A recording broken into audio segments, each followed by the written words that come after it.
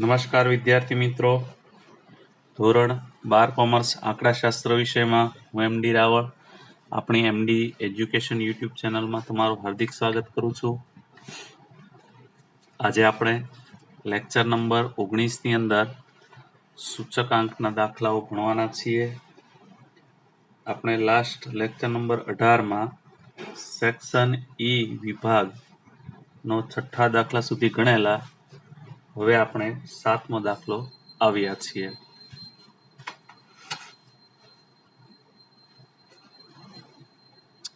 કામદાર વર્ગના માસિક વેતનની નીચેની માહિતી પરથી વાસ્તવિક વેતનની ગણતરી કરો. વર્ષ 2008ને આધાર વર્ષ ગણી વર્ષ 2015ની નાણાંની ખરીદ શક્તિ શોધો. આ દાખલામાં આપણને નાણાંની ખરીદ શક્તિ પણ શોધવાનું કહ્યું છે. દાખલા નંબર 7 વર્ષ આપેલા છે. વર્ષ 2010 વચ્ચે એક લીટી છોડતો જાઓ. ગણતરી કરવા માટે 2012 2013 2014 2015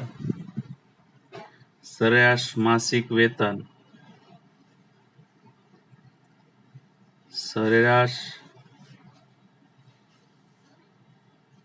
માસિક વેતન રૂપિયામાં 15,000 18,000 19,000 20,000 22,000 25,000 જીવન નિર્વાહ ખર્ચનો સૂચકાંક. જીવન નિર્વાહ ખર્ચનો સૂચકાંક 120 180 205 220 235 260. હવે વાસ્તવિક વેતનની ગણતરી કરવી હોય તો સૂત્ર મૂકવું પડશે.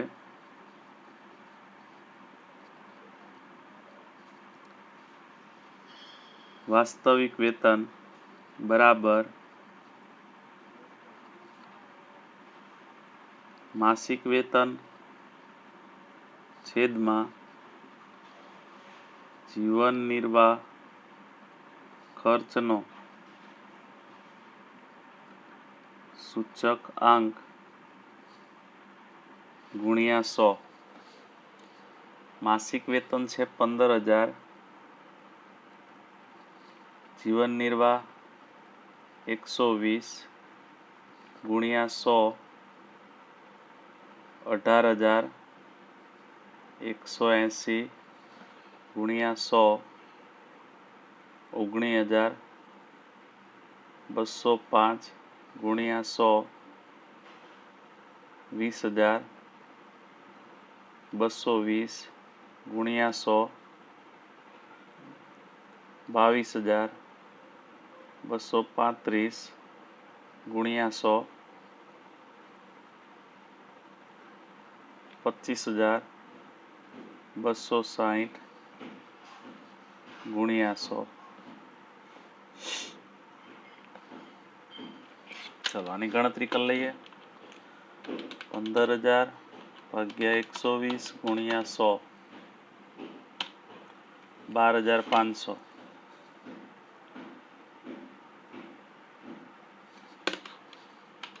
18,000 ભાગ્યા 180 ગુણ્યા 100 10,000. 19,000 ભાગ્યા 205 ગુણ્યા 100. 19,000 ગુણ્યા 205 ભાગ્યા 19,000 ભાગ્યા 205 ગુણ્યા 100.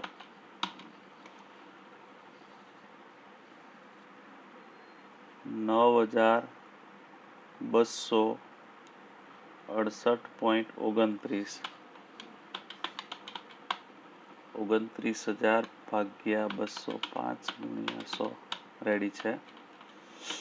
20,000 ભાગ્યા 220 ગુણ્યા 100. 90.91.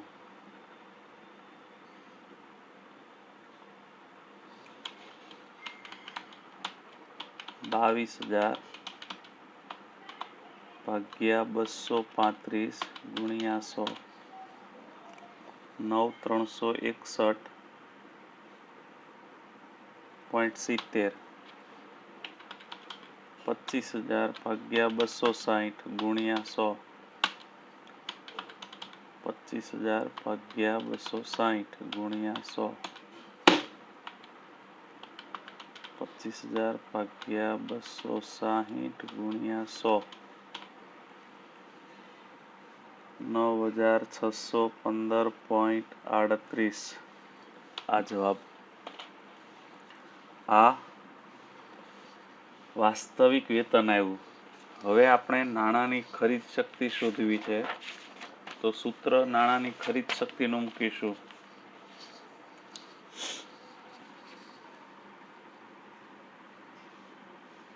નાણાંની ખરીદ શક્તિ 1/, જીવન નિર્વાહ ખર્ચનો સૂચકાંક ગુણ્યા 100.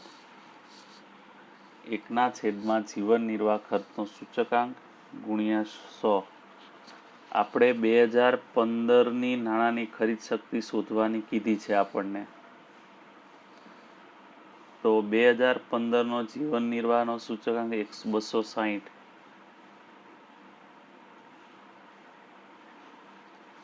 1 ગુણ્યા 100 ભાગ્યા 260. 100 ભાગ્યા 260. 0.38. આ એવી નાણાંની ખરીદ શક્તિ.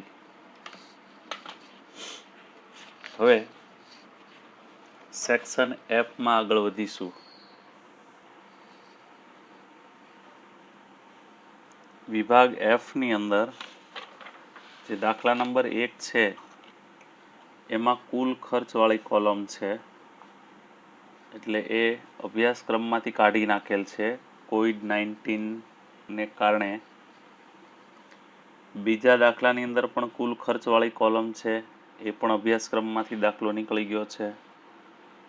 હવે આની અંદર મતભેદો થયા છે કે ભાઈ લાસ્પેર પાસે અને ફિશરવાળા દાખલામાં જે એકમ પરિવર્તનવાળા દાખલા છે તે અભ્યાસક્રમમાં છે કે નહીં તે હજુ ઘણાને સ્પષ્ટતાથી ખબર પડી નથી. એટલે આને આપણે પેન્ડિંગ રાખેલા છે. આ ટાઈપના દાખલા એકમવાળો છે આ દાખલો, બરાબર, એટલે પેન્ડિંગ રાખ્યો છે. આપણે અત્યારે દાખલા નંબર 4 ગણીશું. નીચે આપેલી માહિતી પરથી વર્ષ 2015 માટે લાસ્પેર પાસે અને ફિશરના સૂચકાંકની ગણતરી કરો. વસ્તુ ABCDE, જથ્થાને ઇંગ્લિશમાં Q કહેવાય, ક્વોન્ટિટી, ભાવને P. 2014-2015 આને આધાર વર્ષ કહેવાય, આને ચાલુ વર્ષ કહેવાય. આધાર વર્ષ 0, ચાલુ વર્ષ 1, આધાર વર્ષ 0, ચાલુ વર્ષ 1. હવે આ રીતે આધાર વર્ષ અને ચાલુ વર્ષને ભાવને જથ્થાના સંકેતો બતાવી દેવાના. પરીક્ષામાં સરળતા રહેશે દાખલો ગણવા માટે. હવે આ કોલમ કોની થઈ તો કે Q0ની, આ Q1ની, આ કોલમ P0ની, આ P1 ની. પછી ગણતરી એકદમ સહેલી છે. F વિભાગનો ચોથો,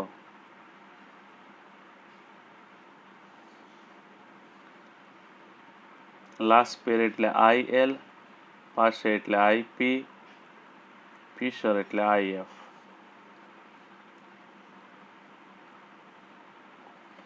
વસ્તુ ABCDE, પહેલી કોલમ Q0 ની 25 કિલોગ્રામ લખ્યું છે પણ એકમ લખતો નથી કારણ કે આપણે પરિવર્તન નથી કરવાનું.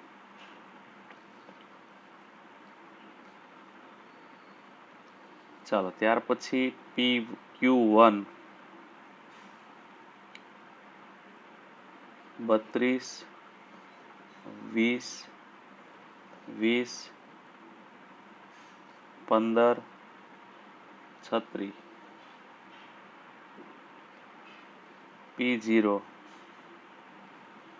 42 28 30 20 60.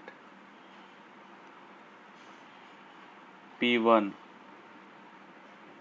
45 30 36 25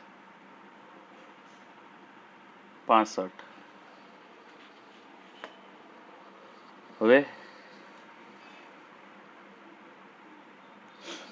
લાસ્ટ પેરનું સૂત્ર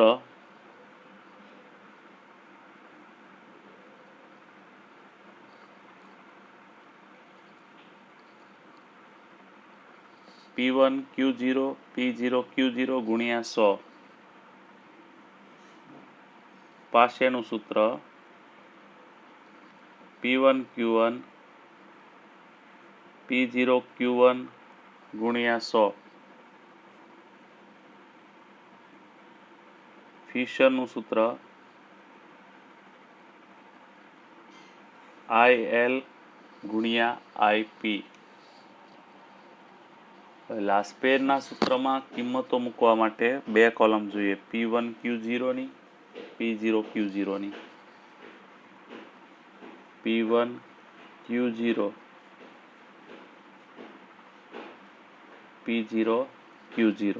આને W કહેવાય પણ આપણે અત્યારે કંઈ કામ છે નહીં, પણ આગળ યાદ રાખવા માટે કે આને W હતે કહેવાય. P1 અને Q0 આ બે કોલમનો ગુણાકાર 25 ગુણ્યા 45 11 25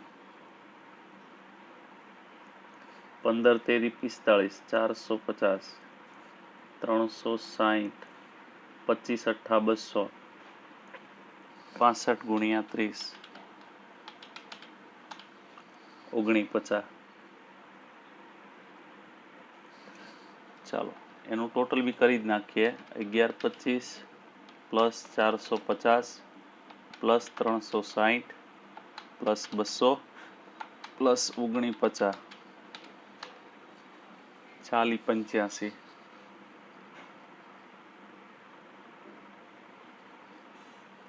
ચલો P0 અને Q0 ની ગણતરી આ બેની 42 અને 25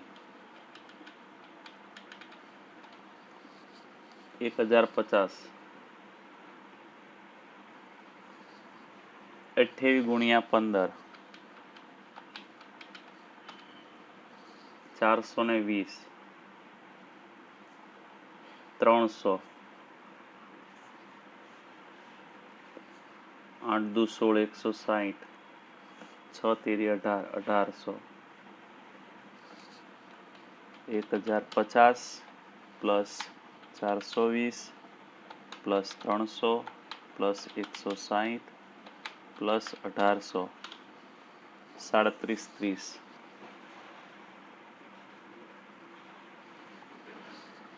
IL શોધી જ નાખીએ. P1 Q0 નો સરવાળો 40 85. P0 Q0 નો સરવાળો 37 30 ગુણ્યા 100 ભાગાકાર 40 85 ભાગ્યા 37 30 ગુણ્યા 100 109.52.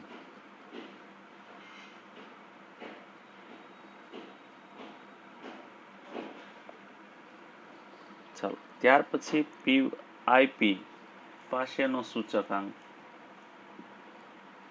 આ કોલમ બનાવવાની P1 Q1 ની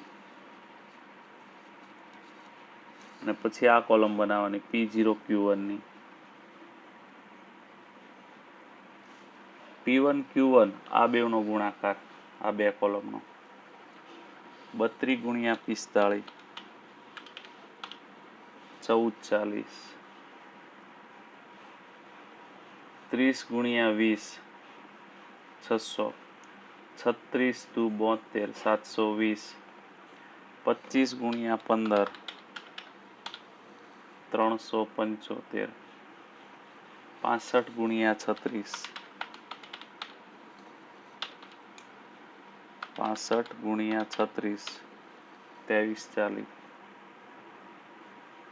સરવાળો 1440 600 720 375 2340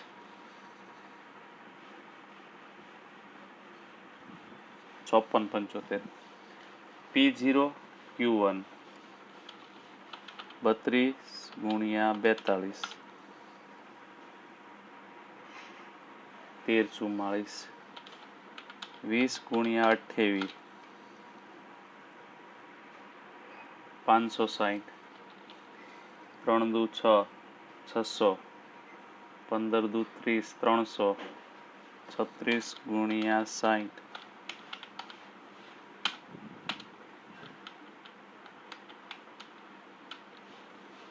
2160 ટોટલ 1344 560 600 ફરીથી 1344 plus 560 plus 600 plus 300 plus 2160 4964 5674 P1 Q1 નો સરવાળો P0 Q1 નો 4964 ગુણ્યા 100 5674 ભાગ્યા 4964 ગુણ્યા 100 110.27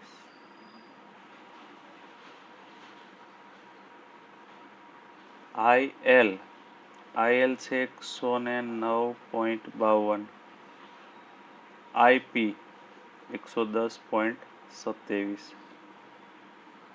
બંનેનો ગુણાકાર 109.52 ગુણ્યા 110.27 12,076.7704. હવે આનું વર્ગમૂળ 12,076.7704 નું વર્ગમૂળ 109.89. આ લાસ્પેર પાસેને ફિશરનો સૂચકાંક. તો આજના લેક્ચરમાં એટલું જ વિદ્યાર્થી મિત્રો. નેક્સ્ટ ટાઈમ આપણે નવા દાખલાઓ ગણીશું અને હોમવર્ક માટેનો દાખલો ખાસ એક લઈ લ્યો.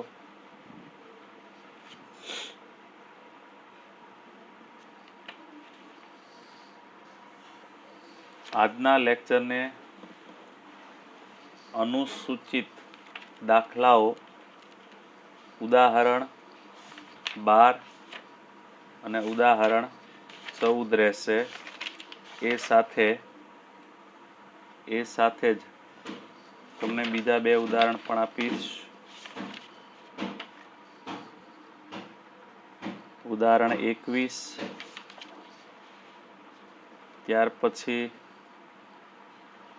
ઉદાહરણ 23 ઉદાહરણ 23 અને ઉદાહરણ 24 ટૂંકા દાખલાઓનો છે આખો આપણે કરાવી ચૂકેલા છીએ એ દાખલાઓ ગણજો. Goodbye friends, have a nice day.